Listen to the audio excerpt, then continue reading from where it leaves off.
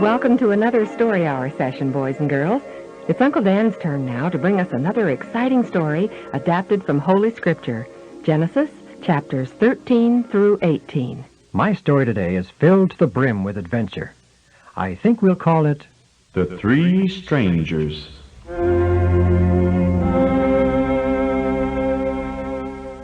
Returning from their disastrous sojourn in Egypt, Abram and Sarah again settled at Bethel. And with him was Lot, his nephew. Well, Uncle Abram, we'll have to admit one thing. Even though our stay in Egypt wasn't too pleasant, yet we returned with more of this world's goods than we had when we went to Egypt. Yes, Lot. God has blessed us. One of these days, when I get around to it, I'm going to take an inventory of my herds and flocks and tents to see exactly how much I am worth. It's probably more than I imagine. Thanks to you, Uncle Abram, I'm a wealthy man. Mm-hmm. Wealth brings with it certain responsibilities and troubles. It has... Are you referring to the trouble between your servants and herdsmen and mine? Increased possessions always brings increased troubles. Well, Uncle Abram, you'll have to admit that our herds and flocks are so large that there isn't enough pasture. We'll have to do something about it. It isn't possible to continue on like this as we are. Well, just so we don't let strife come between us. However, Lot, you're right. The pasture here isn't large enough for both our herds and flocks. Well, I'm not going to get rid of any of mine. No need for either of us to do that. Is not the whole land before us? We'll separate. You take your choice. If you decide to take the land to the left, I'll go to the right. If you want the land to the right, I'll take the left. You mean I can have my choice? Yes. Of all the land? Of course. But God gave all this land to you. I'll waive my right to it. Well, that's very generous of you, Uncle Abram. And I'll talk it over with my wife and let you know.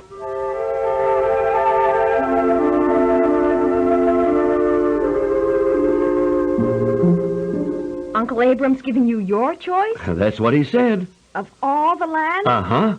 Have you decided what land you're going to choose? Well, I've been thinking. It seems to me that the Jordan Valley has certain advantages.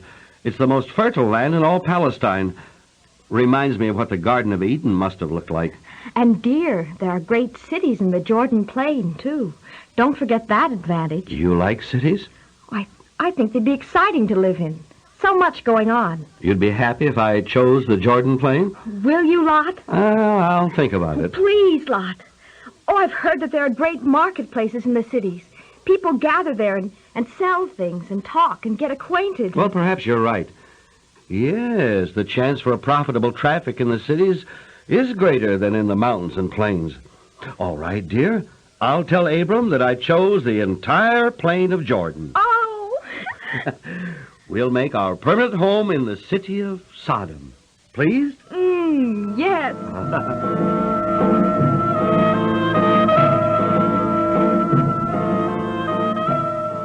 I'm surprised that Lot chose the plain of Jordan. Well, it is a fertile region and very beautiful. But the wickedness of the cities, Abram.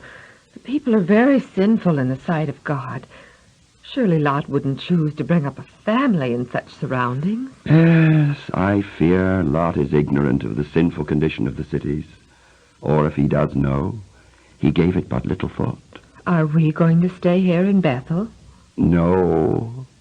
I think we'll move south to Hebron.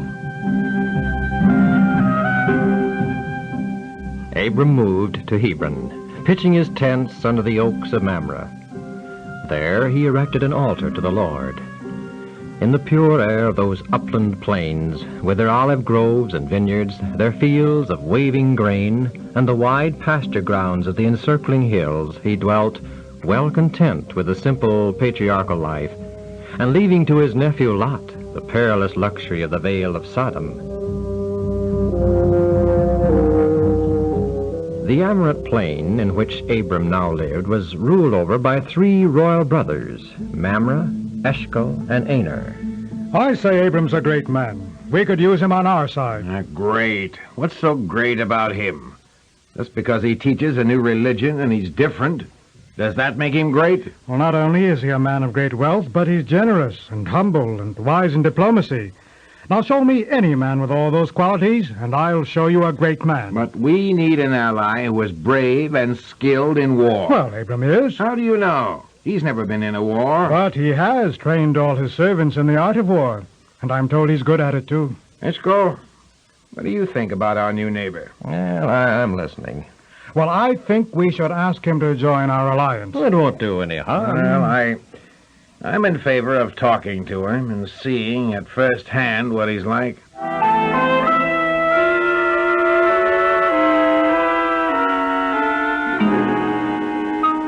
I am greatly honored, Your Majesties, by this visit. Don't be too flattered, Abram, sir. We have a motive, a selfish motive in coming to see you.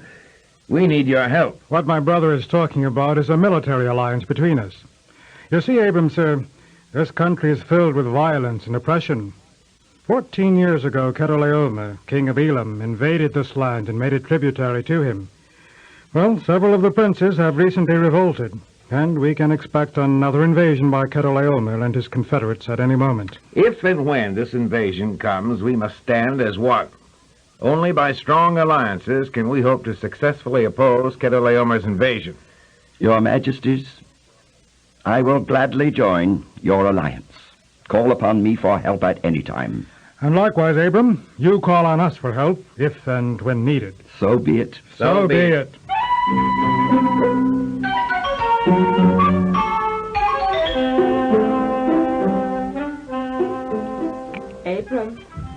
Abram, Yes, Sarah. come out here, please. In a moment. You'd better come now. Oh, all right. What is it?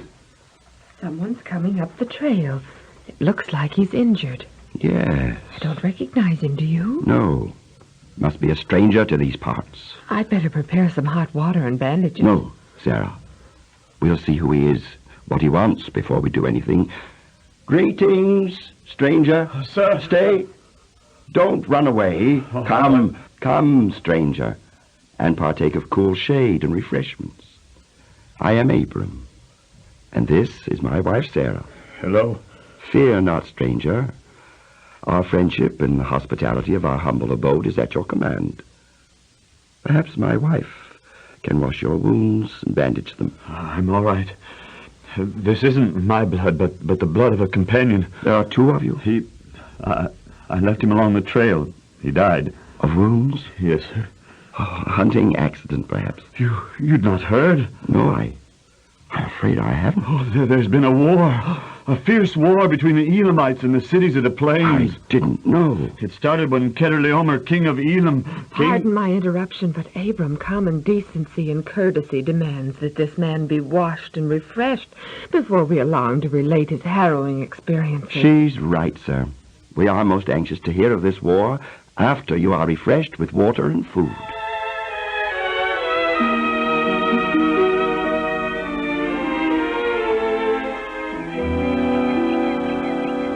Now then, sir, if you care to relate your experiences, we are eager listeners. It was most terrible, Abram, sir.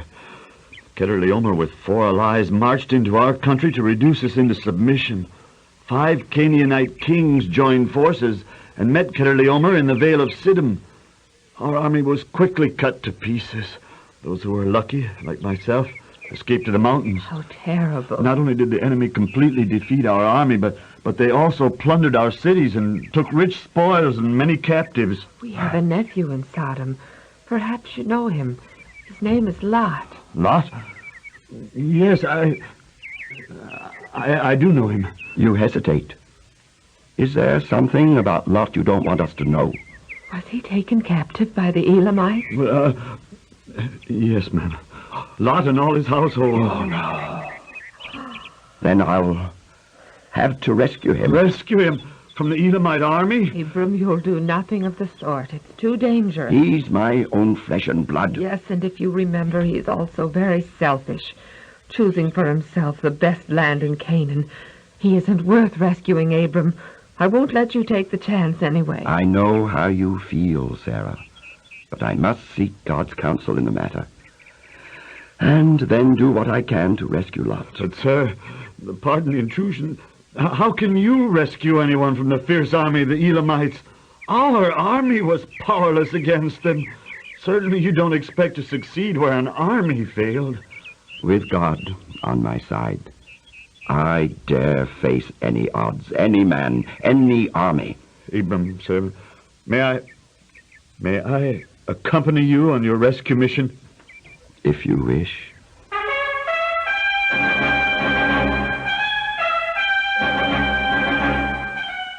Eliezer, call together my 318 trained servants and prepare them for immediate battle.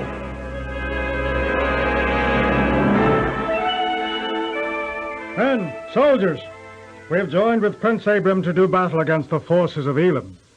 My 2 brothers and I have joined an alliance with Prince Abram of Hebron.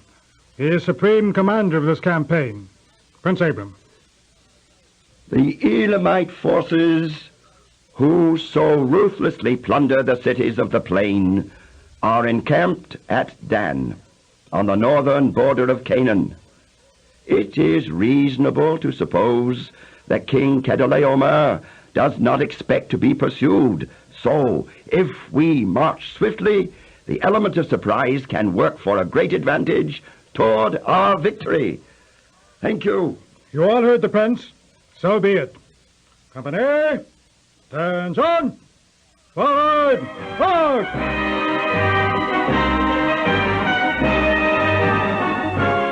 Swiftly, almost silently, Abram and his confederates marched into the north. Closer and closer drew this small band of determined men to the camp of the huge Elamite army. Stopping for a brief rest, the 3 royal brothers discussed the prospects for victory. Personally, I think Prince Abram is crazy to think that we have a chance to win over the Elam army. Then why did you come if you're so sure you're marching straight to your death? Loss of life is more to be desired than loss of honor. But Prince Abram had a secret weapon, the most powerful and efficient weapon in all the world. Before marching from Hebron, Abram had sought God in prayer. O Lord, God of creation, my nephew Lot is in serious trouble. He needs help. I pray thee, O God, be with me and give me success as I attempt to rescue Lot from the evil hands of the king of Elam. If it be thy will, O God, assure me that I am doing my duty as I march against.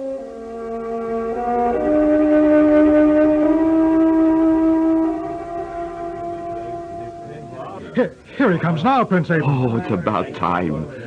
Eliezer, you got through to the enemy camp. Yes, Master Abram. Find out anything. Why, they're in the midst of reveling, Master. Apparently they're celebrating their victory. Do you think they suspicion that we've trailed them here? Oh, no, sir. Thank you, Eliezer. I'd alert the men for an immediate attack on the enemy. Mamre, we will wait until dark to attack. Yes, sir. As soon as it's dark, we'll split up. You take your men, go around to the east of the enemy camp. Ask Eshcol to take his men to the north, Aina to the west, and I'll take my men to the south. At a given signal, we will attack the enemy. From different directions. Yes, that will surprise them. Why, they'll think 1,000,000 men are attacking. Oh, that's very wise generalship, Prince Abram. And remember, when you attack, make lots of noise, be vigorous, and God will give us a speedy victory.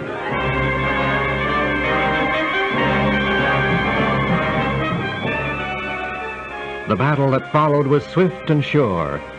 Victory went to Abram and his allies. The king of Elam was slain, and his panic-stricken forces were utterly routed. Lot and his family, with all the other prisoners and their goods, were recovered, and the great booty fell into the hands of the victors.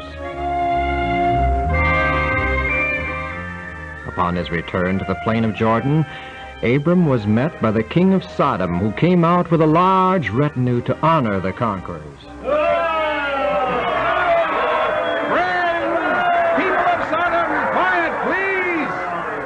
Citizens of Sodom and friends, As King of Sodom, it is my duty and pleasure to welcome Prince Abram and his brave and victorious men. Because of their bravery, back with us are our neighbors and friends, those who were taken prisoners by the Elamites. We thank you from the bottom of our hearts, Prince Abram. Thank you, good friends of Sodom. The plain facts, Your Majesty, and friends, are these. The rescue of your friends and neighbors was made possible, not by me, but by the God of heaven. I am also indebted to the heroic efforts of my 3 allies, Princes Mamre, Eshkol, and Aner, and the brave soldiers who fought under them. It is the rule of war that the victor shall take the spoils. Prince Abram and his men rescued every prisoner taken from our midst. In doing so, he came in possession of much rich booty. These things belong to Prince Abram. They are all his by right of conquest. Yet, Prince Abram, I beg of you, allow the rescued prisoners to return to their homes. Your Majesty, I undertook the rescue of the prisoners from the Elam forces, not for purpose of gain. I want nothing. I wish only that my confederates receive the portion of the booty to which they are justly entitled. The rest of the loot belongs to you, and the rescued prisoners are free from any obligation to me.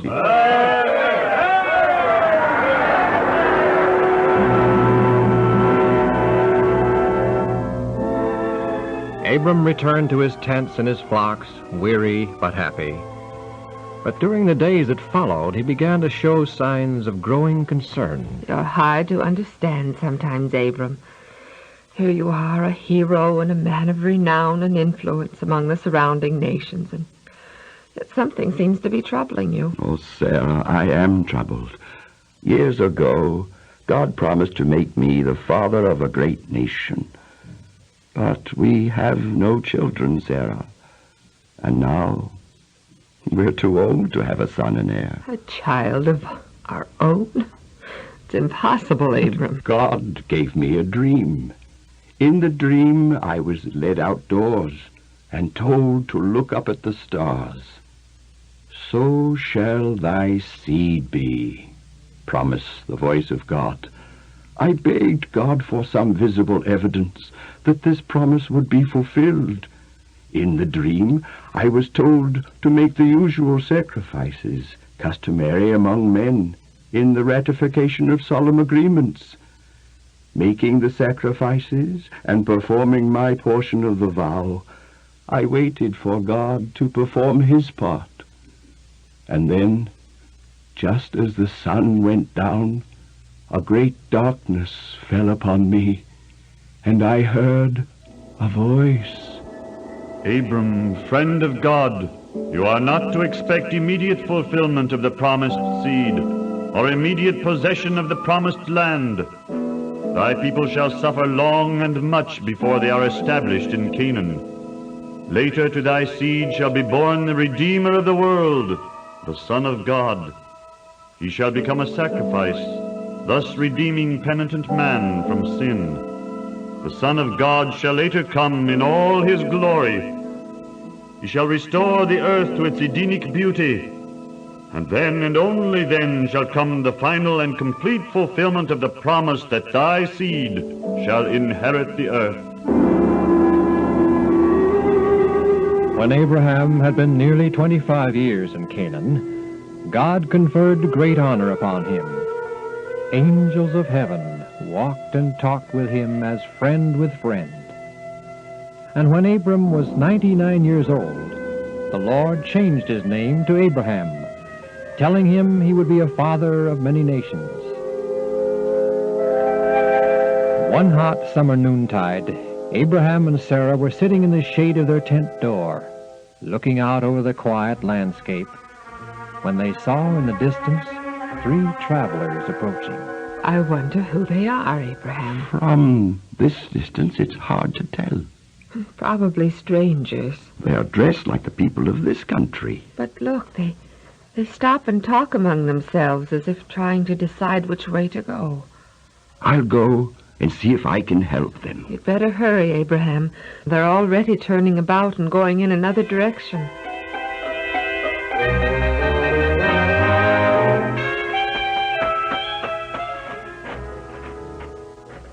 Greetings, gentlemen. Greetings, sir. I pray these strangers, come to my humble tent and tarry, and rest a while, and I will prepare refreshments for thy entertainment. As you say, sir. With his own hands, Abraham brought water to the 3 tired wayfarers, that they might wash the dust from their feet. He himself selected their food, and while they were at rest under the cooling shade, an entertainment was made ready, and he stood respectfully beside them while they partook of his hospitality. Where is Sarah, thy wife, Abraham? She is in the tent. The Lord will do unto thee as he has promised, and lo, Sarah shall have a son. Have a child? Me? At my age? Abraham, why does Sarah, thy wife, laugh? She is old, sir, and she doesn't believe that she can bear me a son. Is anything too hard for the Lord to do? Is anything too hard? Are you the Lord my God? Sarah shall have a son. And the 3 strangers rose up from thence and looked toward Sodom. And Abraham went with them part of the way.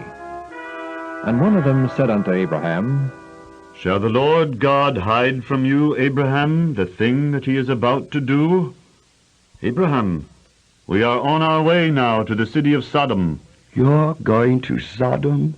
That's where my nephew Lot lives. The cry of Sodom and Gomorrah is great before the Lord, and their sin is very grievous. We go down now to see if what they have done is altogether according to the cry of it. Now 2 of these heavenly messengers turn and start in the direction of the wicked city of Sodom. The 3rd one remains with Abraham. By this time Abraham was certain that he was the Son of God. And Abraham said, O Lord, wilt thou destroy the righteous of Sodom along with the wicked? If there are 50 righteous people within the city, wilt thou save Sodom from destruction because of them? And the Lord answered, If I find in Sodom 50 righteous, then I will spare all the place for their sake. O Lord, if there lack 5 of the 50, wilt thou destroy the city for lack of 5? And the Lord answered, If I find there 45, I will not destroy it. If there are 40 found there, will you destroy Sodom? I will not destroy Sodom for 40's sake. Let not the Lord be angry, and I will yet speak. Peradventure there shall be found only 30 righteous in the city. And the Lord answered, I will not do it if I find 30 there. If there are only 20, I will not destroy it for 20's sake. O my Lord, be not angry with me, and I will make only one more request. Supposing there be only 10 righteous. Again the Lord said, I will not destroy it for the sake of 10.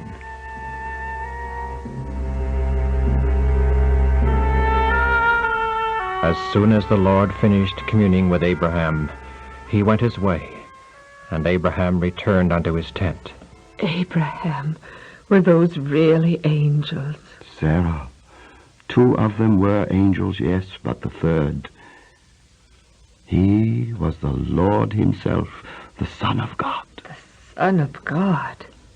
The Creator? The Creator of all things, Sarah. Also the same Son of God, who one day shall redeem man from sin. The Son of God. Here. And I thought he was merely a tired wayfarer. Oh, and what did the Son of God want with you? The 3 of them, were on their way to Sodom to see if the people are actually as sinful as they appear. If so, God is going to destroy Sodom. I mean, he was going to, but now he may not. The last time I saw Lot's wife, she told me that the people are so vile and wicked, it's impossible to describe them. In a city the size of Sodom, surely there are 4 or 5 others beside Lot and his family who worship the true God. I doubt it, Abraham. I don't understand why the Lord and the 2 angels came by just to tell you they were going to destroy Sodom. Why tell you? God always warns his people of what he is about to do. He warned Noah of the flood. He warned Adam of the consequences of sin.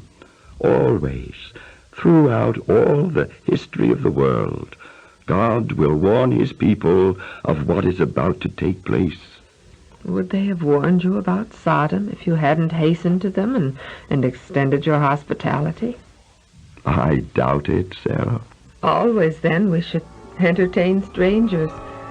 They may be angels.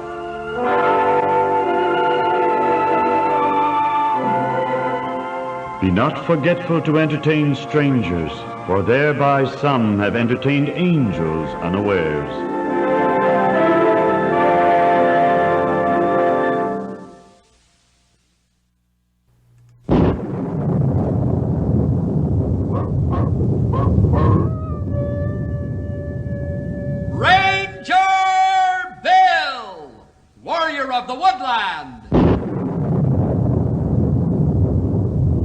Ranger Bill, warrior of the woodland, struggling against extreme odds, traveling dangerous trails, showing rare courage in the face of disaster. In the air.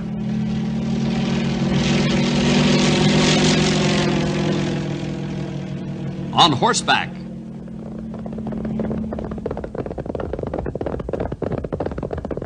Or in a screaming squad car.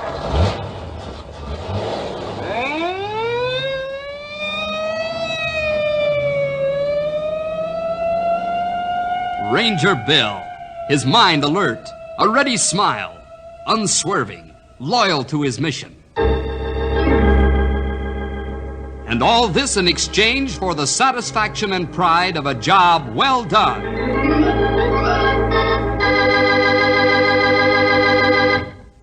Knotty Pine has had growing pains. Any town does when its population begins to mushroom, as ours has in the past few years. And one of the problems that arose is the fact that the growth of new areas made the officials in our city forget about some of the parts of town that have been around for a long time. Our story today is centered about the warehouse district down by the river. Although there is little river traffic, the warehouses there are still used by trucking concerns who need large storage spaces. We've called this story Death on the Waterfront.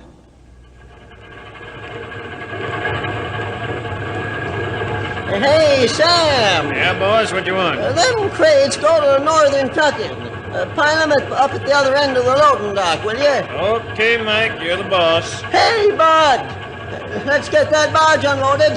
We ain't getting paid to loaf, you know. Keep your shirt on, Mike. I get my work done, don't I? Sure, but I want it done today. All right. You're worse than that cake. Always nagging about something, huh? Hey, Mike, what's the matter with Sam? He just fell down. He ain't moving. Sam, what's the matter? Sam, answer me. This is Mike, your boss. Sam, answer! It's no use talking, boss. He's dead.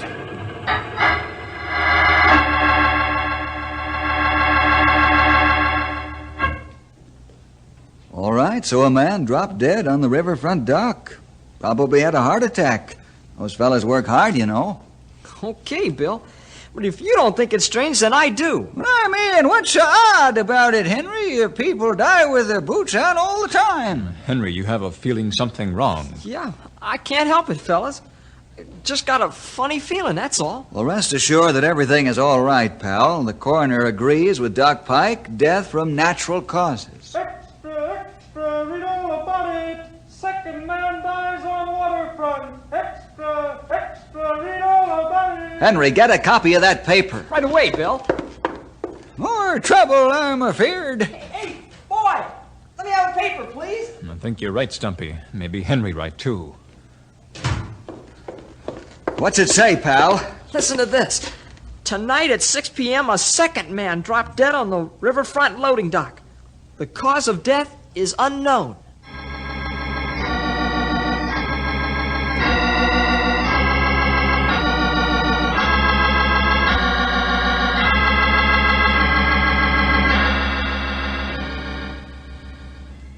Bill, we have one building inspector, and he manages to cover all the required inspection. And how long does it take him to do this, Mr. Mayor? Does he inspect every building and riverfront warehouse within a 6-month period? Well, no, Bill. It takes him a little longer than 6 months. 9 months? No, not exactly. Surely not more than a year. Well, he's a busy man, Bill. Lots of work.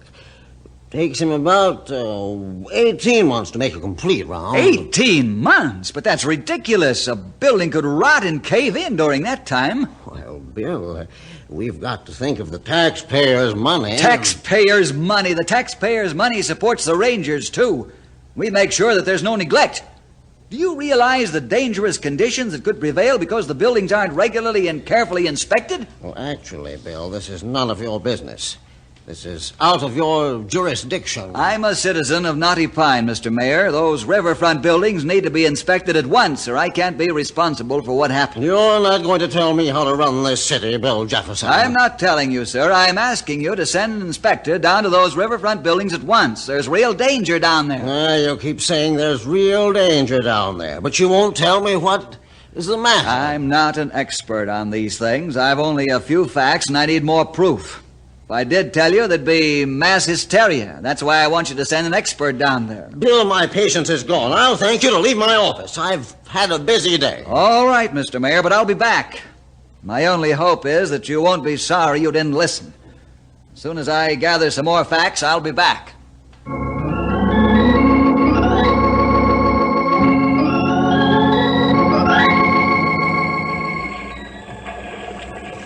Fine thing. This is kid stuff. Waiting around under these warehouses in the middle of the night. Why, if somebody sees us, they'll call for the guys in the white coats. You could have stayed home, pal. Who, me? Not know what kind of wild tricks you're up to? No, sir. You're not going to leave Henry Scott at home when something's going on. I didn't think so. Henry, look under this building where the flashlight is shining. Those timbers look pretty well beat up, Bill. Mm-hmm. Think they'll last very long? That's a good question, pal. Now, let's look a little further. Wait a minute. Let me take this mosquito netting off around my head. These gloves. Boy, I'm hot. It's a precautionary measure, pal. Against what? I'm not at liberty to say. Hey, you two down there. Don't move a muscle or I'll part your hair with a 38. What kind of guns on do you call this? Officer O'Rourke's got us trapped. Patrick, it's me, Bill Jefferson, and Henry Scott.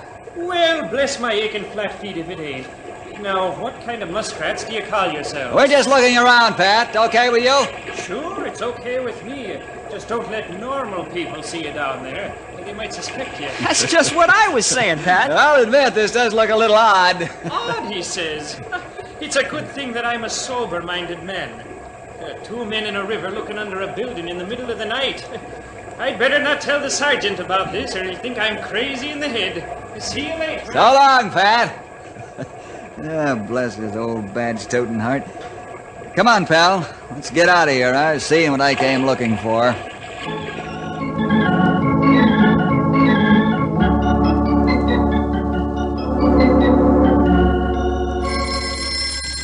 got it, pal. Okay. Hello, Ranger Headquarters. Bill Jefferson speaking. Hello, Bill. This is Carl Sands over at the warehouse company. Oh, yes. How are you, Carl? Not so good. Huh? What's the trouble? Bill, we need your help. 6 of our men have died on the docks in the last 10 days. What? In fact, 4 on the docks, and 2 of them died in their homes. I see. Where are the bodies of these latest men now, Carl? In the morgue. Why? I can't say now. Meet me at the morgue in half an hour. It's urgent.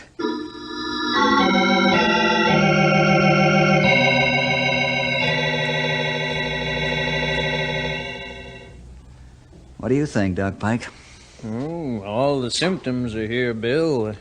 Do we agree? Yes, I've seen this before over in China. Seen what before over in China? What's causing the deaths of these men, Bill? Now, wait a minute, Carl. Are you sure, Doc? I'm positive. I'd stake my reputation on it. All right. Carl, these men died from bubonic plague. Bubonic plague? Hmm? What a horrible disease. Why, that can't happen here. But it is happening. Bubonic plague is spread by the rat flea. And, of course, the rat flea is found where there are big brown wharf rats. Well, aren't the riverfront buildings being inspected for these rats? Yes, they're being inspected, but not as often as they should be. Now we've got to take preventive action to keep this thing confined to one area. Yes.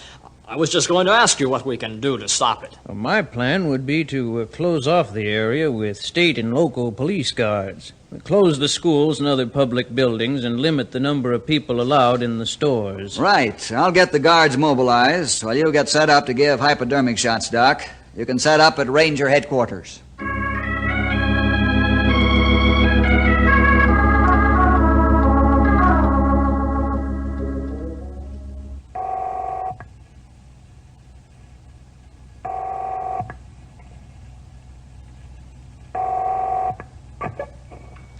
Sheriff's office.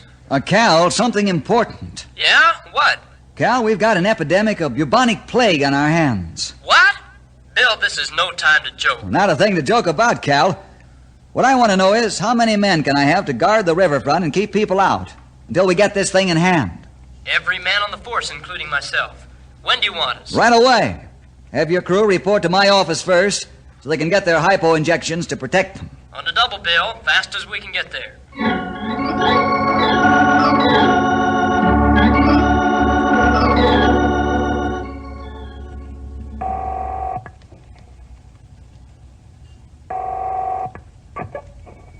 State Police Headquarters, Division 4 Office, Captain Bronson speaking. Captain, this is Bill Jefferson. Oh, yes, Bill. How are you? Nice to hear from you. Thank you. Captain, we've got an epidemic of bubonic plague here at Knotty Pine. Bubonic plague? That's what I said. But that's impossible. We haven't had anything like that for years. Well, we've got it now, my friend. How many men would you let me have to guard the riverfront area and keep people out? You can have all of them. I can get replacements from another division until this blows over. When do you want them? As soon as I can get them.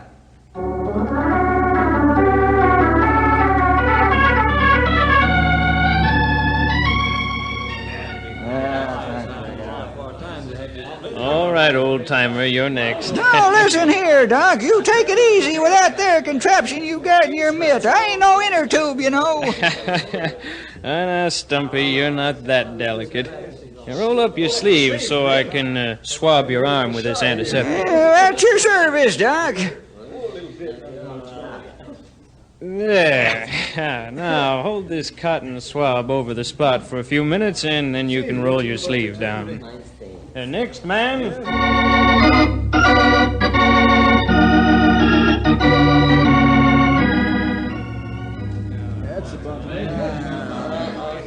All right, troopers, let's have it quiet, please. Okay, Bill, go ahead. Thanks, Captain Bronson. I want to say that you men are going on a dangerous duty. Bubonic plague is a killer in every sense of the word. Of course, shots Doc Pike gave you will protect you from the bite of the rat flea and its deadly consequences. So you don't have to worry. I hope not. Now, Captain Bronson, I want you to take your state troopers and guard both sides of the north end of the river as far as the warehouses go. Okay, Bill. Sheriff, you take your deputies and patrolmen and guard the south end of the river in the same manner. Right. My rangers and I will guard the central section, which is the hot spot right now. Now, just a word of warning to all of you. No one is to enter or leave the area you're guarding.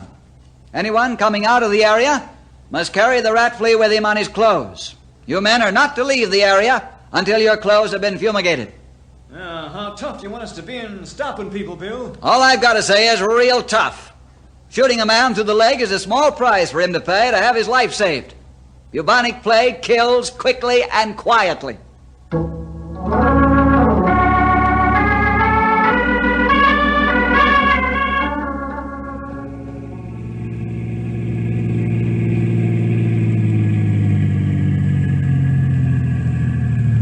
Okay, boys, here's where we go to work. Hey, there's Tom doing guard duty. Yeah, let's get a move on. Now bring the traps, Henry, Grey Wolf. Right. Tom see us, and we get stopped now. Halt! Stop where you are! It's all right, Tom. It's Bill, Henry, and Grey Wolf. Oh, sorry, Bill. I didn't recognize you in the dark. Now, don't apologize for doing your duty, Tom. Everything quiet? Yeah, Bill. Not a thing stirring. Good boy. Keep a sharp eye out. All right, let's get down into the old warehouse, boys. This place gives me the willies. It's hard to realize that death can be moving around so quietly. Yeah, watch yourself going along the riverbank. Hey, look out for this old post sticking up here, Grey Wolf. I see it. Easy to tear rubber boots on. Let's get under that building just ahead and see if we can't catch a couple of those wharf rats. Why you want to catch rats, Bill? Plague carried by a rat flea. Well, Doc Pike wants us to catch a couple of rats in several places along the river so we can determine the spread and intensity of this plague. What for? If this thing is confined to a few buildings, then we can attack the problem one way. But if this killer is being carried by every rat along the river, then we'll have to quarantine the whole town and vaccinate every man, woman, child, and animal.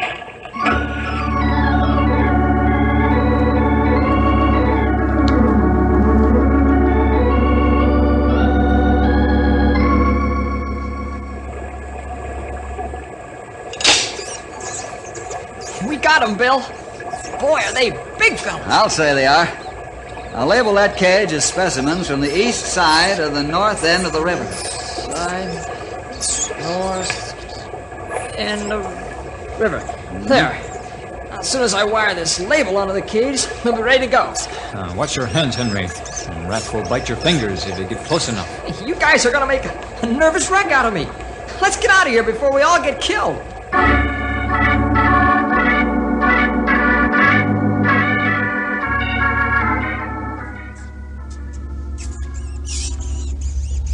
Now, you think that this plague is confined to only a couple of buildings in the central area, Doc? Yes, Bill, but it won't stay there for long. As you know, rats travel about considerably, and all we need is one of these infected rascals from the central riverfront area to take a short trip up or down the river, and, well, the plague will spread like wildfire. Seems to me we'd better do something pretty sudden-like to stop those critters from visiting their relatives. Well, that's right, Stumpy. Yeah, we can have the exterminators go after the rats in all the places but the central area. Why do you leave out the central area? Can't the exterminators kill the rats in the central area just as easy as they can in others? Well, if they do it my way, they can knock them off with one try, not piecemeal. And what's your way of killing the infected rats with one blow, Doc? Cyanide gas. Cyanide gas? Doc, have you got holes in your head? Why, that stuff will kill anything that breathes it on the first breath. You don't get a second chance with that stuff. I know that, old-timer. But we can't afford to play hide-and-seek with the infected rodents. They've got to be killed and killed quickly. Not even one can be left alive. But, Doc, don't you think cyanide gas is a little dangerous? Why, even birds flying overhead... Which is more dangerous, Bill? Bubonic plague or the gas? Okay, Doc, you win. Let's head for the mayor's home. He doesn't know it yet, but he's going to call an emergency meeting of the city council.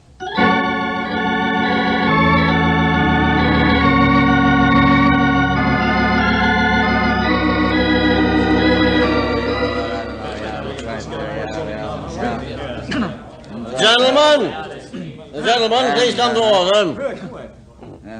Thank you. Bill here seems to think that the town is in serious danger because of the plague, which has localized itself in one area along the river. And he's asked to speak to you. Bill? Thank you, Mr. Mayor.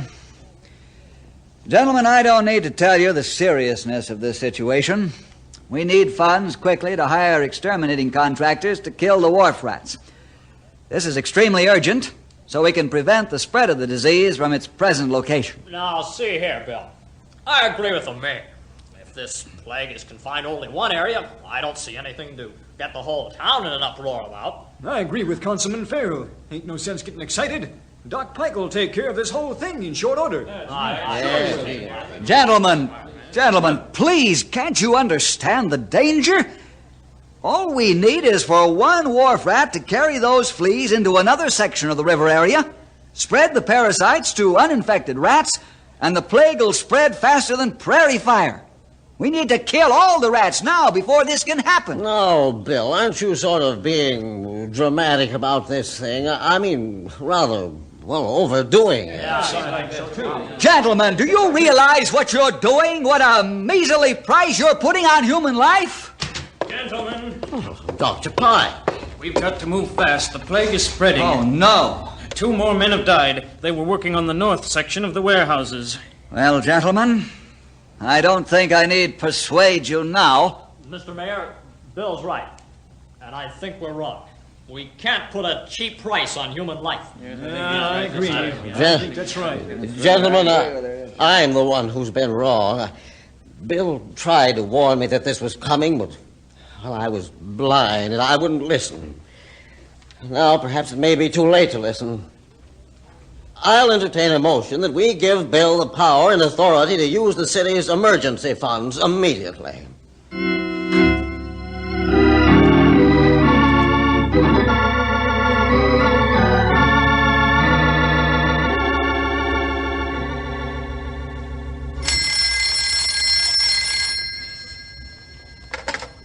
Mid-State Exterminators, Ted Graves, manager speaking. This is Forest Ranger Bill Jefferson speaking.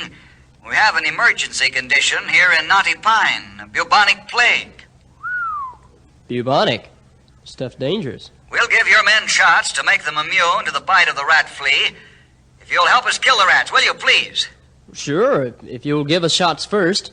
Well, what do you want us to use? Cyanide gas in the central area where the infected rats are. Cyanide? Oh, I'm sorry, Ranger, but, well, we're not equipped to handle that stuff. Not cyanide. Will you come anyhow and work on the other areas so the infected animals can't spread the disease? Sure, we'll be on our way as soon as possible. But no cyanide gas for us. Well, who can I get to do the job with cyanide? You're the 4th big outfit that's turned me down. Somebody's got to do this job. Well, right offhand, I don't exactly know. Hey, wait a minute. There's a big outfit out in Frisco. Sure, they'll do it for you. Called General Dock Sanitation Company in Frisco. They're equipped to work with cyanide gas. Thanks, friend. Thanks a million.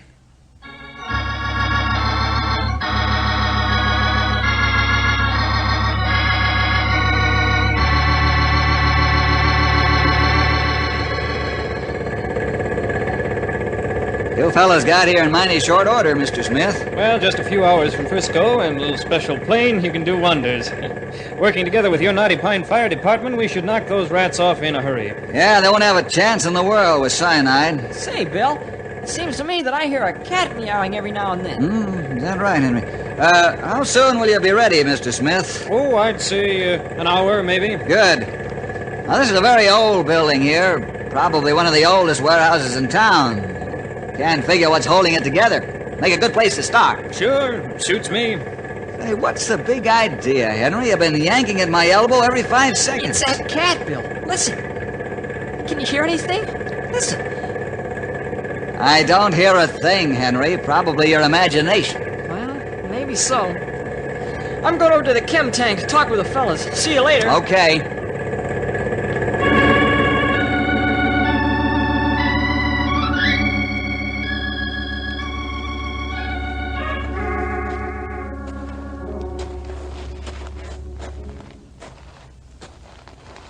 I was sure I heard a cat squalling under that warehouse.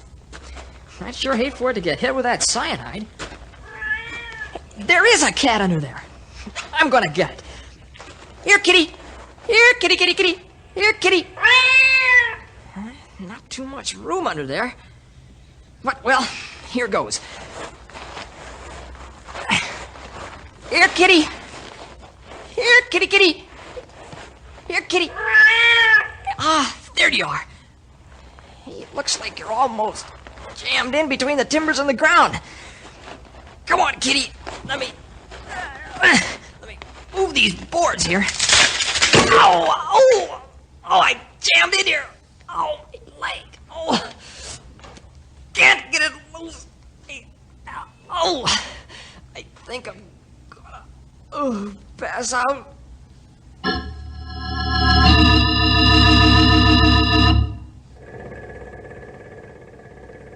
Well, Smith, looks like we're all set, huh? Yep, start rolling any time you want, Bill. The main thing is to get that cloud of gas settling over the ground under the building.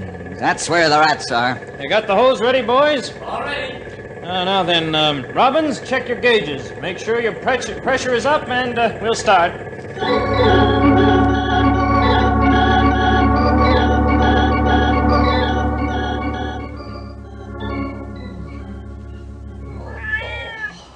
Oh, my leg. Oh, I can't pull it out. Hey, Bill, stop the gas. I'm trying to get out. Can't you hear me?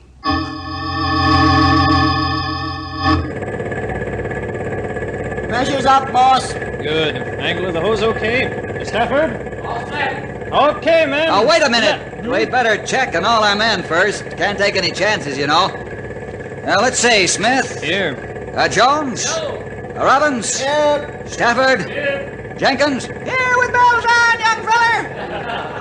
Henry? Henry! Where's Henry? Anybody seen Henry? Well, he was over at the tank talking with us for a few minutes and then wandered off.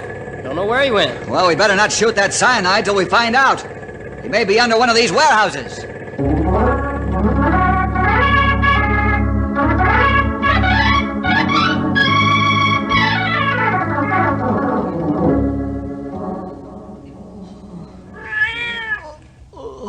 Oh, cyanide. Oh, Bill, don't.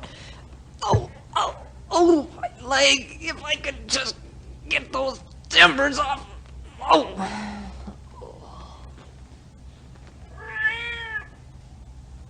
Henry! Where are you? Henry! Henry!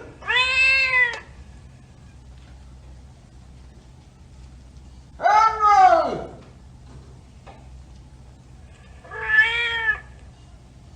The cat's over here, fellas!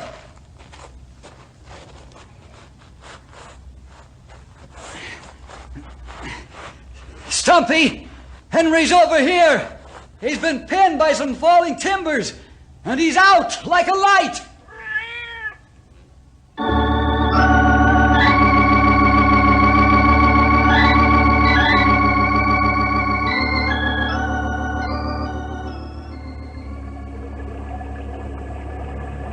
Well, Mr. Mayor, it looks as if the battle's all over, huh? Yes, Bill. Thanks to your being able to talk the exterminating outfit from Frisco into coming here and using cyanide gas. Also, for completing the job of handling the emergency. So right here and now, I turn the emergency power back into your hands. Oh, thank you, Bill, for the work. But most of all, for keeping after us city fathers till the job was done. You're welcome, sir. Yep, the situation is well in hand. Except maybe Henry here. How you feeling, Henry? Okay, Stumpy. Outside of a sore leg. Well, sir, if it hadn't been for that cat meowing its head off, you might have been under that warehouse yet, young feller. You can say that again. I've always had a soft spot for cats, but boy, from now on, that goes double. Doesn't it, Kitty?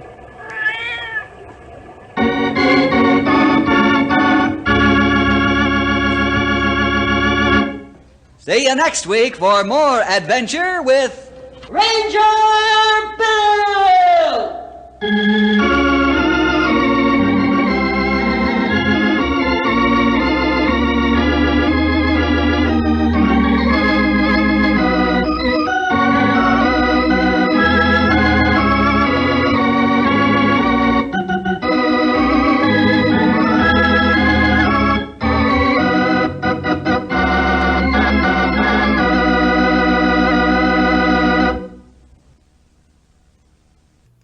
How do you do? On a cold, dreary day in March of 1993, a young man beaten down by drugs came through the doorway at Pacific Garden Mission.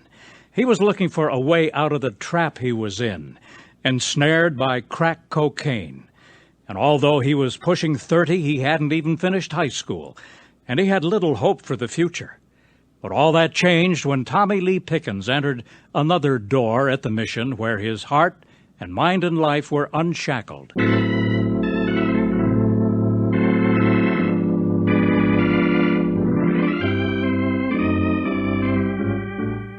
Bringing light to a darkening world, this is Unshackled.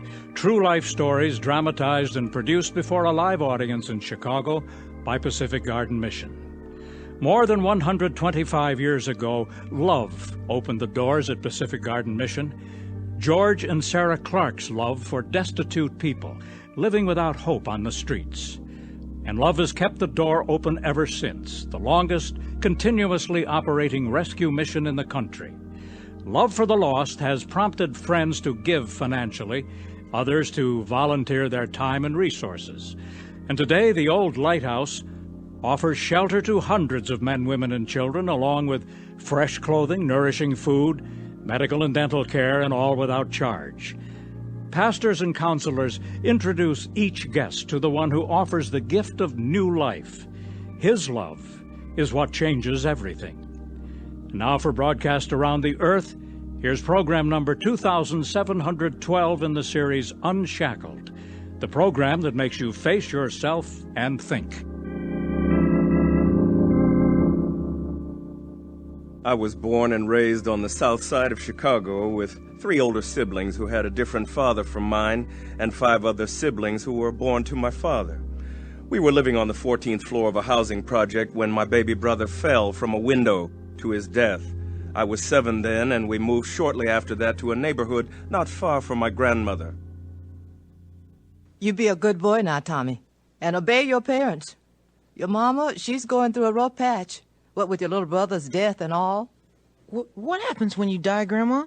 Well, he went to be with Jesus. Does everybody get to be with Jesus? Oh, no. Bad people don't get to be with Jesus. Where do bad people go? Well, they go to a place called hell. Sometimes I'm bad, Grandma. I think you're a good boy, Tommy. Sometimes Daddy whips me. Well, you need to obey him then. God wants you to obey your parents. Is God bigger than Daddy? Oh, my, yes. God is bigger and more powerful than anyone. But I'll tell you a secret. What? God loves you more than anyone in the whole world. Mom took us to church on a regular basis when we were little.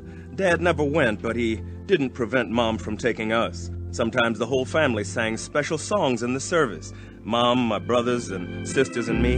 He's got the whole world in his hand. He's got the whole world in his hand. He's got the whole world in his hand. He's got the whole world in his hand. I'm hungry, Auntie Ruth. What's for dinner? We just got home. You could have fixed something before you went to church. There's nothing much to fix, Sam. You didn't leave me enough money to buy groceries. That's no excuse. You don't handle money well at all. I don't handle money. You're the one who gambles all your paycheck away. You act like you're still working at the airlines. There's only one check now, so you have to budget better. You spend money like water. How can you say that to me? I don't know why I put up with you. Oh, shut up. I don't want to hear your bawling. I'll go out and find myself something to eat. Don't cry, Mama. I don't know what we're going to do. I guess I'll have to try to get on public assistance just so you kids can eat.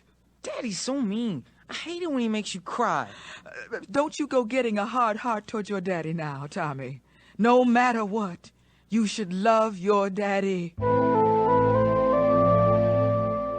In spite of what Mom said, I began to hate my dad because he would go to work every week and not come home until Sunday, and by then he was broke. And then an argument ensued, and Mom would end up crying. At Christmas, we rarely got presents. After a while, we quit going to church, and I began to hang out with my best friend, Ike. Hey, Tommy, you want a cigarette? I don't think so. Suit yourself, man. We got plenty. I see my dad blow smoke rings. Can you guys do that? You gotta practice. I watched him, and he twists the cigarette between his fingers, and then he blows holes. You wanna try? Sure. That's it, man. Go on.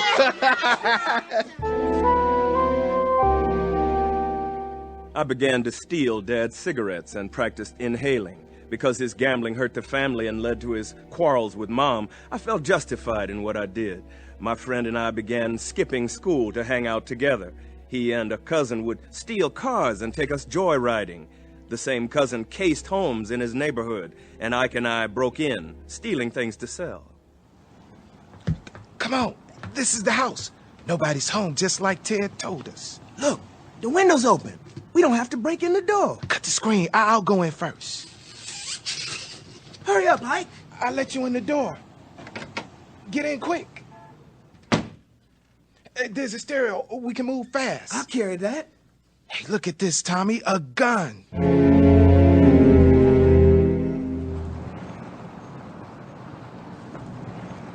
Well, we have enough money. We can stop at the liquor store, and then we'll go to the movies. How come you kept the gun? Boy, it might come in handy. Uh-oh. Don't look now, but those cops are watching us. Hey, come over here, boys. What's up with this, man? We ain't done nothing wrong. I didn't say you did. How come you're not in school? Well, you see, we got excuse to go to a special event. A science exhibit. Ain't that right, Tommy? Yeah, right. We were just going there now, and they're expecting us, so we better be on our way. Not so fast. Lean up against the car, and we'll just see what's in your pockets. What's this? A concealed weapon? Where'd you get this gun? I found it in the field. Come on, get in the cruiser. We'll take you to the station and run a check on this gun. The gun hadn't been reported stolen, so they released us after several hours, and we headed home, relieved that they hadn't called our parents or charged us with anything. But my mother was not happy. So, how was school, Tommy? The usual. Nothing special. Oh, really? You're lying. The school called and said you didn't show up at all. Where were you? Ike and I decided to cut and just walk around. Don't you lie to me, Tommy. You are restricted to the house for 30 days, and you will wash dishes the whole month. Oh, Mom, that's not fair. Oh, no? Just wait till your dad finds out that you skipped school.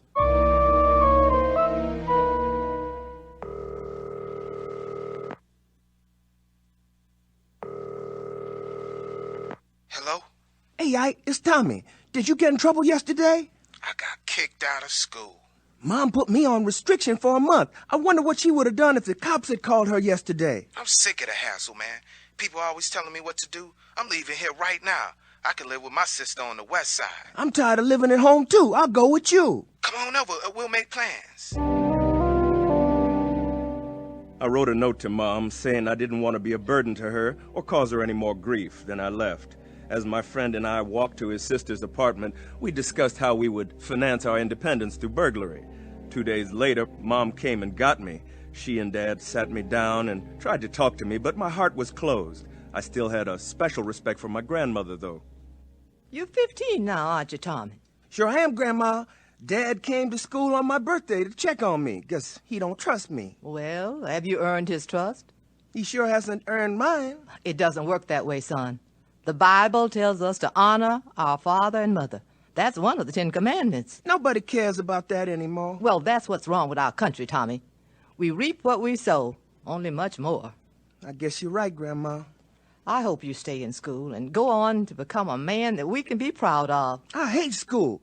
The math teacher calls me a moron. She's so mean. Well, don't you pay no attention to her. God gave you a good mind, and he wants you to use it in the right way. I have a counselor who always tells me to stay in school, too. But it's so hard, Grandma. If you ask God to help you, he will, Tommy. You can do anything with God's help. Grandma died when I was 16. The same year, my best friend was arrested for stealing a car and sent to prison for 4 years. That Christmas, Mom bought me a weight set, trying to encourage me. She made a great sacrifice for me. I have no idea how she got the money, but it was too late. I fell adrift with no anchor to hold me. I quit school and I worked in various restaurants and started hanging out with my older brother, Sam, who was in the gang. So you a dishwasher, huh? Yeah, Mom gave me lots of experience at that. Ever tried pot? No. Here, have a hit. Yeah, that's it. Hold it in. I can get you lots more anytime. I can't afford drugs on my salary. Oh, we can work something out. Come on. I want you to meet some of the leaders in the gang.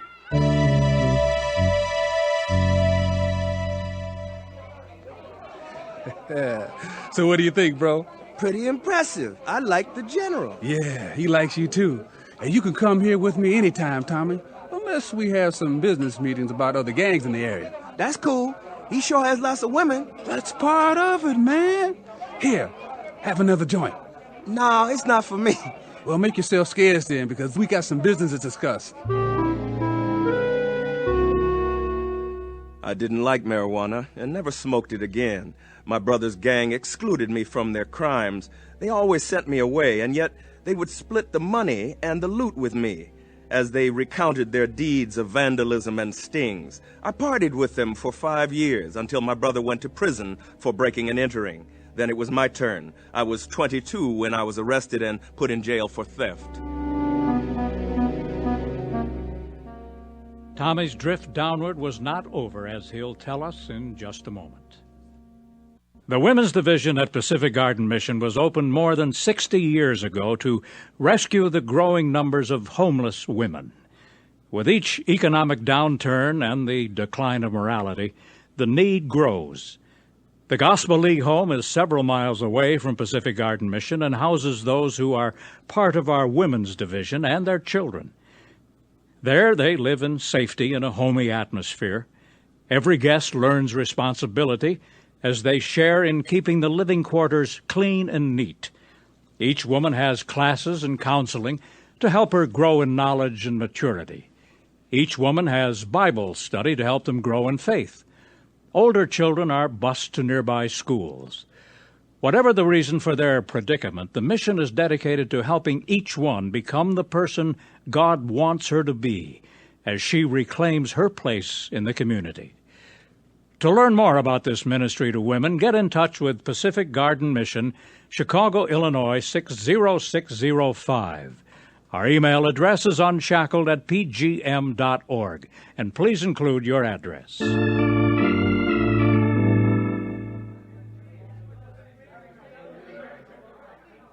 Where's Mom?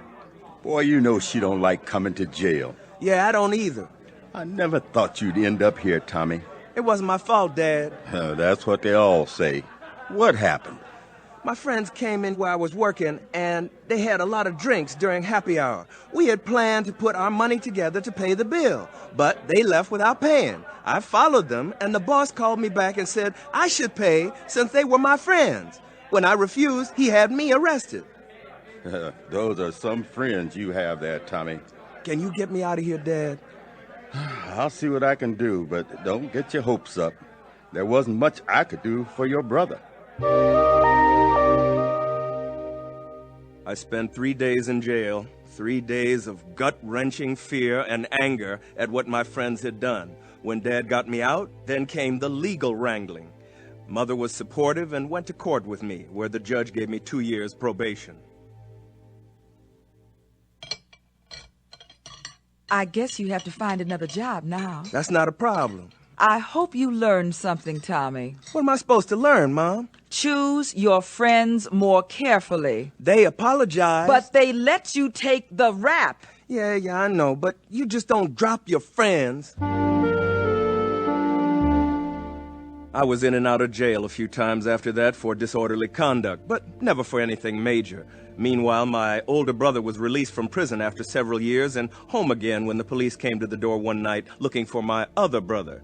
They said he was a witness to a crime, but when Mom went to the jail later, he had been arrested for breaking and entering.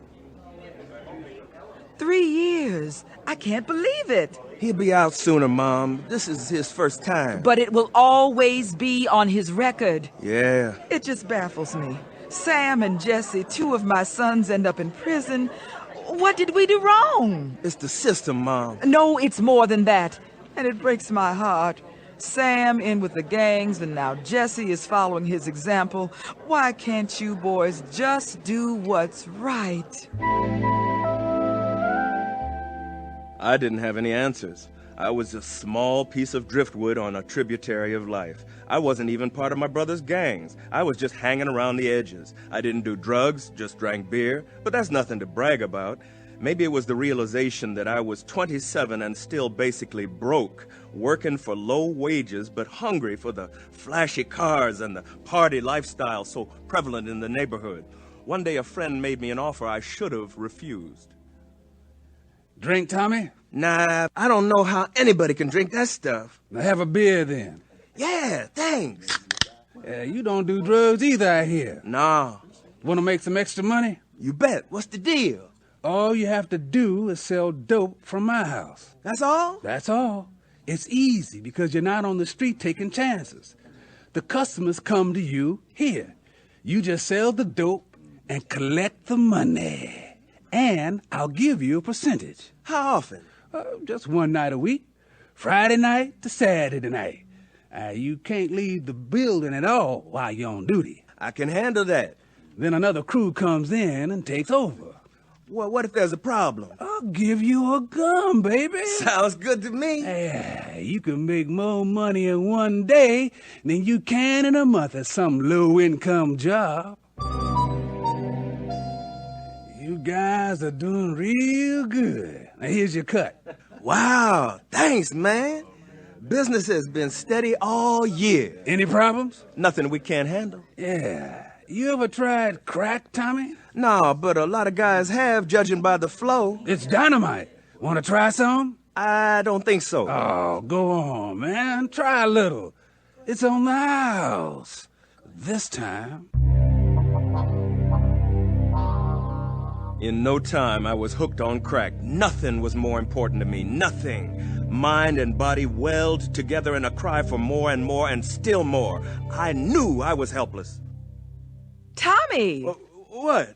Didn't you hear me? You know your sister, Ray Jeanette, had surgery and she needs someone to drive her until she's better. Will you do it? Oh, yeah, I guess so. What's wrong with you? I hardly know you anymore.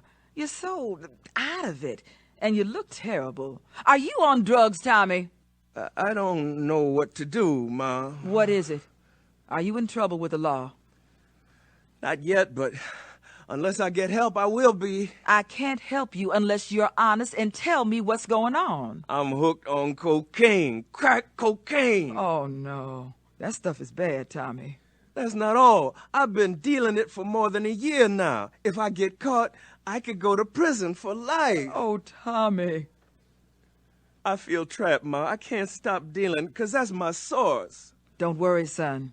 I'll find a way to help you.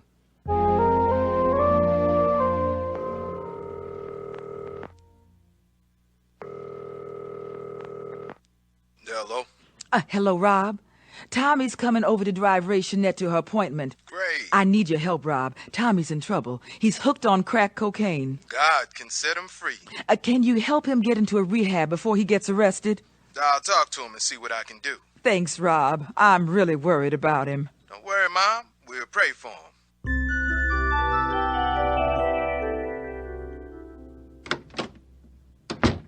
Hey, Tommy, good to see you, man.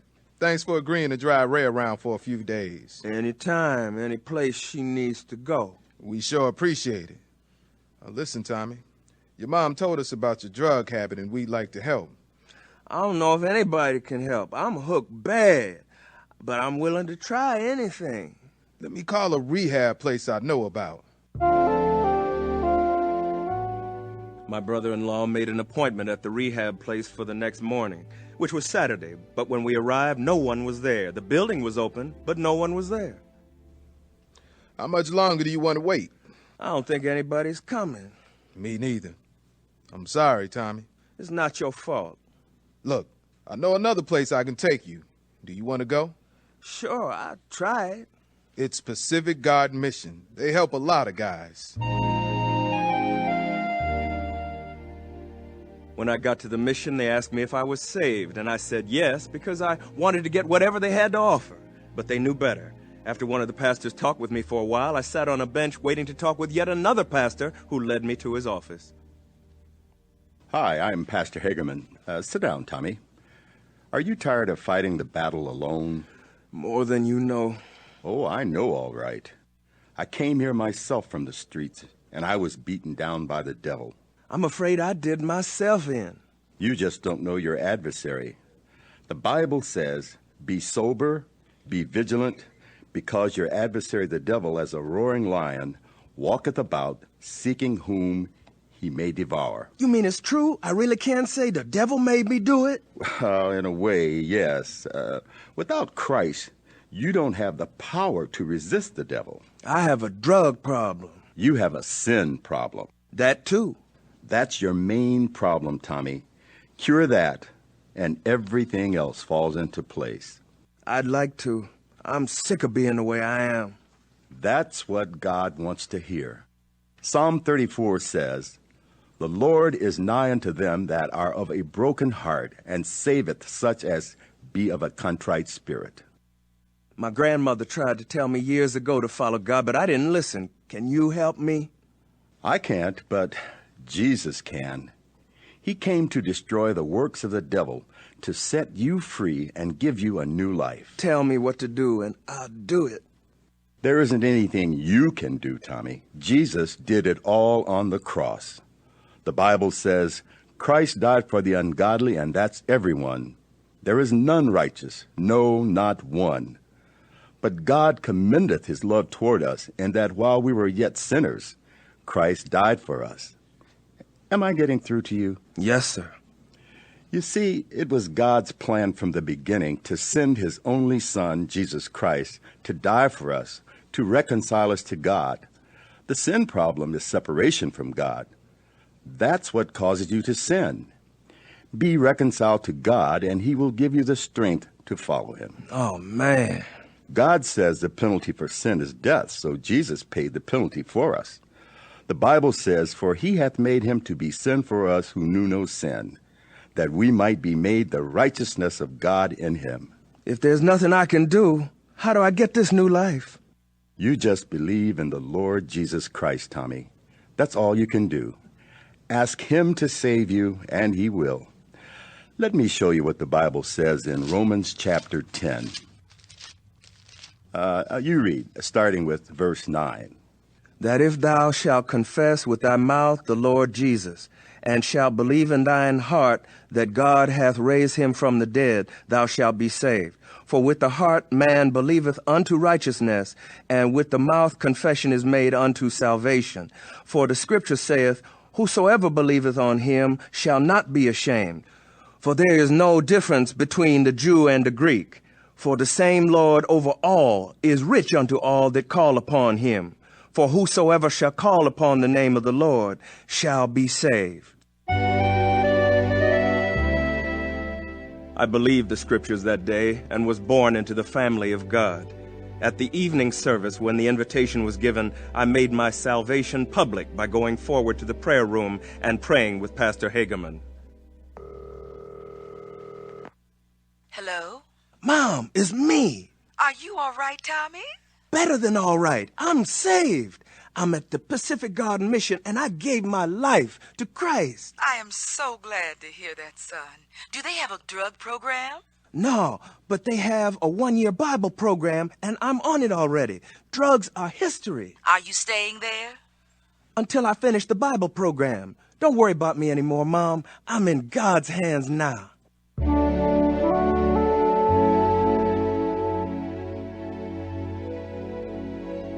After graduating from the Bible program, I went to Bible College in Virginia, where I received my bachelor's degree, and then went on to earn my master's and doctorate in theology. While serving as assistant pastor, God gave me a wife, and we now have 2 daughters. Today, I am serving the Lord as chaplain in the military. We can't earn salvation. It's a free gift from God. But we can offer him our lives as a way of reaching others with the truth that sets you free.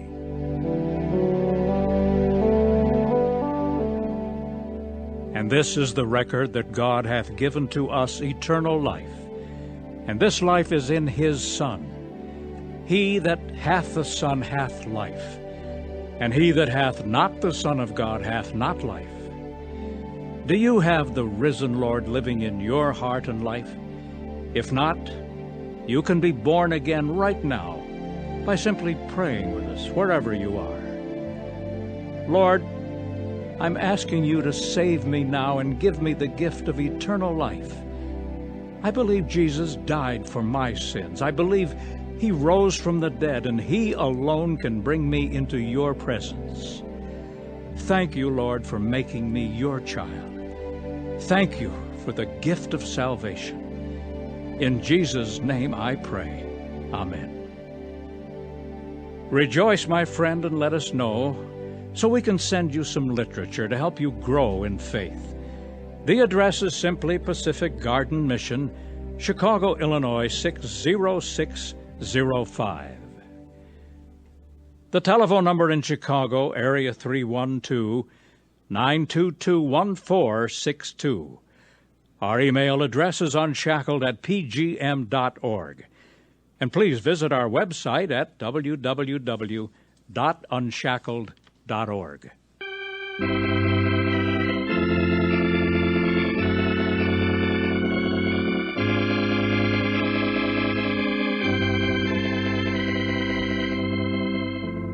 We're so glad you joined us for this remarkable true testimony.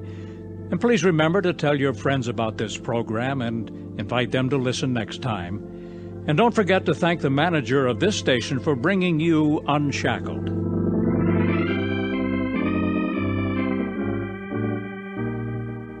This is program number 2714. Heard in the true story of Tommy Pickens were Larry Halliburton, Ryan Priester, Alma Washington, Sarah Lynn Crittenden, Jim Jackson, Cliff Williams, and Sam Sanders.